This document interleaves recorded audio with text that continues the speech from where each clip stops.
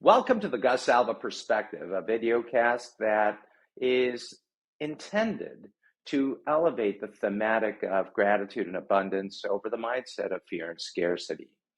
As a board certified psychiatrist, I'm oftentimes asked as to why it is that I chose this particular field of medicine. And I'll tell you, it is an amazing field to work in and help other people with whatever it is that they're experiencing and be able to solve the problems that they have from a medical point of view. The topic that I'd like to touch on is one that is really near and dear. The topic is do good and you will do well.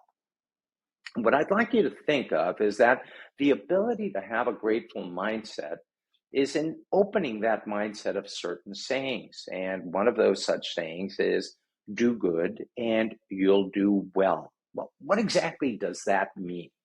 It suggests that engaging in positive and virtuous actions, not just virtue signaling, which we see a lot of nowadays, but actually doing so, behaviors or deeds often lead to personal success, fulfillment, and prosperity. It implies a belief that acting in an ethical, benevolent, or morally upright manner not only benefits others and the community, but also brings positive outcomes to ourselves. And in this video cast, what I'd like to do is explore a deeper understanding of this saying. So the first thing that comes to mind is altruism and good deeds. So do good refers to performing acts of kindness or charity, generosity, or altruism. It encourages being considerate of others and contributing positively to others without expecting immediate results. Something else that's really important is the positive outcome for others. The act of doing good typically benefits the recipient directly. It improves their lives, their well being, or their circumstances. And I'll tell you, that's probably the one thing that from the work that I do, I get the most satisfaction seeing somebody doing better after I've had an opportunity of intervening in whatever circumstance they've been in. It can include helping those in need, supporting a cause, or simply spreading positivity. And part of the reason that you're probably here listening in on this video cast is that you share that mindset. I can think of a friend who's espoused a charitable cause and has made a significant difference for a lot of lives. This is somebody that has been very successful in business, but wants to contribute back to the community and help others that have deep needs. We can't do everything by ourselves, but by initiating that do good attitude, we can bring others in the process as we go through. A really interesting area to consider also is reciprocity and karma.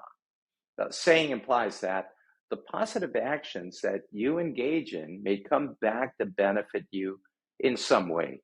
So it aligns with the idea of karma, where your good actions can create a cycle of positive events or outcomes in your life. And whether you espouse that belief or not, I think it's a useful point of view to consider. Long-term benefits are really important. By emphasizing you will do well, the saying suggests that the positive actions or values or behaviors that you embrace can contribute to your success, maybe your reputation, your relationships, and your overall life satisfaction in the long run. Now, as I think of the business of medicine, the beauty about what I get an opportunity to do is to heal others. But ultimately, when I run a medical office, it is still a business. It's a business that requires professional ethics. And the saying advocates for ethical practices and fair dealings. It implies that conducting business with integrity and treating others well will ultimately lead to business success and growth. And that just makes sense, right? By doing good, we do well. Regarding personal growth and fulfillment, think about this. Doing good can foster your personal growth, your sense of purpose, and provide you with inner fulfillment. Helping others and making a positive impact can lead to a more meaningful and satisfying life. And as we take a look at all of the different things that we do, that quality of life and that sense of satisfaction are really critical areas that we all want to have deep in us. When we think of enhanced relationships, treating others well and doing good deeds can strengthen relationships, build trust, foster not just a positive reputation in your personal and professional networks, but create opportunities and through that enrich your life. As you see, our mindset of abundance and gratitude allows us to do good. And what subsequently follows is that we will do well, encouraging the belief that engaging in both benevolent and ethical actions not only benefit others, but also contribute to our own success and happiness and well being over time is really an important thing to latch onto. It reflects the interconnectedness of personal actions, the effect that we have on others, and the potential positive outcomes for us.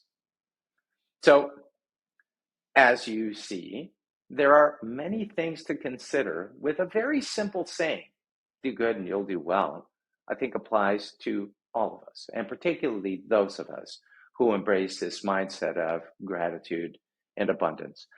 I thank you for joining us on the Gus Alva Perspective on this thematic of trying to do the right thing and through that benefiting greatly. Have a phenomenal rest of the day. Thank you.